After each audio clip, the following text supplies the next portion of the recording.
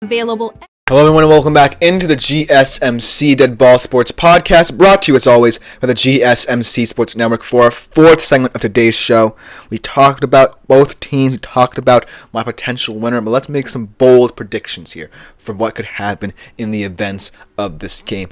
A lot of interesting storylines. We talked about how elite certain units are for each team, but I kind of want to get into the unsung heroes of this segment a little bit, because bold predictions, like I said, are bold predictions. They're not necessarily going with the flow here, going through the motions. I'm not saying, Travis Kelce's going to have a big game. I'm not saying, Jalen Hurts is going to replicate what he did 2 years ago. These are bold predictions meant to get you thinking about certain players who you may not have thought about making an impact on this game. But I feel like all four of these could potentially happen just because, like I said, both of these teams have different ways to win. So without further ado, let's jump right into them, starting off with the first one. And this one perhaps is the most bold prediction because this is a guy who not a lot of people know about, and this is a part of the game that not a lot of people will pay attention to. Let's talk about a little man named Nico Remigio, who truly altered my perception of the Chiefs special teams. Because remember, this is a guy I believe they brought in off waivers after Mecole Hardman went down due to injury and was primarily their top returner. Nico Remigio came in, and throughout the postseason has been lights out for them, really generating nice returns, putting them in good field position, and that could be a very vital part of this game. Field position. And Nico Remigio, in my opinion, could give them a lot of dynamism in terms of returns, putting them in good field position as a result. But the prediction I want to make is that he takes the opening kickoff for a touchdown. Only one other player, perhaps one of the best returners in NFL history, Devin Hester, has ever done that. But Nico Remigio, over the past couple of weeks, going from a no-name to one of the best returners in this postseason, one of the most important returns, especially for this Chiefs team, because he's kind of the straw that stirs the drink, right? Because if this Chiefs team did not necessarily pick him up, they would have had many questions about who was going to be returning kicks this postseason, and it could have led to times where they found themselves in critical moments in less than manageable field position. Nico Remigio certainly has altered that perception. He certainly is capable, in my opinion, of breaking off a big return, especially if they get the ball and he wants to set the tone first in the Super Bowl. So look for Remigio to be a standout in the Super Bowl, no matter whether or not this prediction holds true, because I think that the Super Bowl could use an unsung hero amongst the elite. But now let's talk about an unsung hero this season for Philly, who really is going to be a superstar, in my opinion, in this game. A Defensive Player of the Year nominee, Zach Bond. Zach Bond truly has had an incredible season in the middle of the park for Philly. One of the best free agent additions, in my opinion, not just of the past off season, but in NFL history for how important he has become to that front seven for Philly. I believe that in this game he's going to register a sack, a forced fumble, and an interception. And the first player to ever do this. And looking at his season, it's clear to see why someone would think about that. He had 15 combined tackles, 3 for a loss, and he could be the first player ever in NFL history to do something like this. In fact, in the championship game, he was the first player to have 11 tackles, 3 tackles for loss, and those 15 combined tackles that we talked about. Because of the nature of how Philly's offense can attack this this Eagles defense can attack this Chiefs offense, I feel like Zach Bond and his multiplicity in how he aligns can really add intrigue to his performance. I believe that it could be a stellar one that could even see him potentially be in the running for Super Bowl MVP honors. I think that at the end of the day, this Eagles defense is going to be called into question in this game more than any other unit out there, and you got to have one specific player who's going to be willing to stand up and make the big plays. And time again, whether it be in the regular or postseason, it's been Zach Bond. So why not say that Zach Bond will have perhaps the best game by a defender in this one? Now let's talk about this Super Bowl MVP race. Because while the usual suspects are going to be in the running, your Jalen Hurts, Saquons, your Patrick Mahomes, potentially your Kelce's, why not talk about a rookie, wide receiver specifically, potentially winning the Super Bowl MVP? And that is Xavier Worthy. Think about this. 2 years ago, the Chiefs won a Super Bowl by using a lot of fake motions in the red zone with Kadarius Toney and Sky Moore as the receivers. This year, it's Xavier Worthy, Juju Smith-Schuster, and DeAndre Hopkins. And Xavier Worthy, out of all of them, could be the most clever in red zone situations.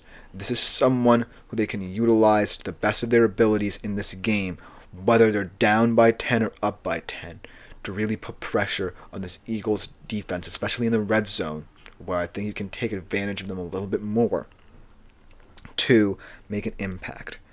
He had 11 catches for 130 yards in that game, in the conference championship game specifically, so it proves that in big games, especially in the red zone, he can be a player who you have to look out for. This is not the Tony Moore Chiefs anymore. This is a Chiefs team that really can make you pay with different plays in the red zone, and Xavier Worthy is going to be at the center of most of them. He can create a lot of different things, whether or not he even gets the ball in his hands, and that's why I feel Xavier Worthy has an elite shot at winning the Super Bowl MVP award.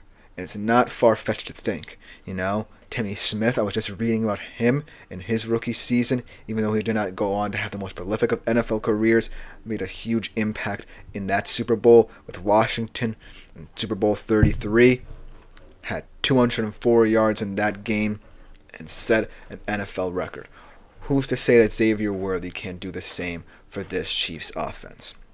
So that's why I think this isn't completely far-fetched and could be the best prediction for my bettors out there, my gamblers out there, if they want to take a shot on it. But let's talk about perhaps the easiest prediction out of all of these predictions to discuss. Let's talk about Saquon here. Let's talk about the fact that if he does go off for a certain amount of yards, he will be, in the NFL, the best running back season, regular and postseason, in terms of rush yards ever. So that is something that I feel like the Eagles really want for him, and they're going to be feeding him from the get-go, really putting pressure on this Chiefs defensive front to try and solve their zone and gap schemes. So Saquon Barkley is going to rush for 200 yards in this game. He is someone who I feel like is going to cement himself as a stellar postseason running back should the Eagles continue to consistently make the postseason as long as he's there. Already this postseason, he averaged 147.3 yards per game. He has 5 touchdown runs in both the regular and postseason of 60-plus yards or more. And he has 2,476 yards this season and only needs a couple hundred more, so to speak, to beat Terrell Davis. And that should be the ultimate motivator for the Philadelphia Eagles to not only lean on him, but treat him like a bell cow. And it's kind of risky, because consider the fact that last year the 49ers had added Christian McCaffrey, and even though he went off in last year's Super Bowl, the Chiefs still ended up winning. This is different. This is knowing you have the best running back in the league, and knowing that you also have a team willing to feed that running back and fight for that running back. And like I said in the previous segment, this is a team that is winning almost every single on-field advantage outside of couple when you look at them on paper. So it really sets up nicely for Saquon to really go off in this one. So that's why, even this isn't the boldest of predictions I could have potentially said for this one, I do feel like for all my bettors and gamblers out there, it's the easiest one. It's the path of least resistance if you don't want to risk too much money, so to speak, for any bettors out there. So I do feel like when you look at this game, that's the prediction I would really feel most comfortable with. Out of all 4 of them, I do feel like the most fun to see happen would be Nico Remigio, just because, like I said before, opening kickoff TDs rarely happen in the Super Bowl. In fact, Devin Hester's the only one thus far, like I mentioned. But it would be fun and exhilarating to see a guy who not many people even knew, not many even Chiefs fans knew, come in and set the tone for the Chiefs in a potential run towards a three-peat. Then, looking at Xavier Worthy, it's not far-fetched for him to win the Super Bowl MVP. I think a lot of people would find it tough for a rookie to win MVP, but then again, look at my suggestion, Timmy Smith. That was perhaps his best game ever because they hadn't even heard of him after that '88 season in Washington. And so I like how this Super Bowl, right, between two elite teams, with all the weight falling on the shoulders of those said elite players, and there's still room to discuss excitement, exhilaration, thrilling narratives, unsung heroes, because I feel like if you wanted to find winning in the margins, these are the guys that you talk about. Xavier Worthy, the rookie who potentially could not have been in Kansas City had the Bills not, traded that pick. Zach Bond, an unsung free agent addition who nobody wanted but Philly, struggling throughout his career in New Orleans and finally finding a role in Philadelphia and getting a Defensive Player of the Year nomination as a result. Nico Remigio coming in off the street to be the Chiefs' kick return specialist and having an opportunity to do something only one player in Super Bowl history ever has. And then a running back of Saquon Barkley's magnitude being compared to Terrell Davis, Barry Sanders, and having the potential, because of the team around him, to run for 200 yards in a Super Bowl, something that a rookie has only done, is pretty incredible to think about. So even if, like I said before, you don't like either of these teams, you hate the narrative of all these elite players defining these games, think about the fun that could transpire if any of these predictions happen. Because I guarantee you, winning in the margins is what these teams do best, and these are in the margins kind of players. Know this. I, as a Seattle Seahawks fan, did not expect Chris Matthews to perform very well.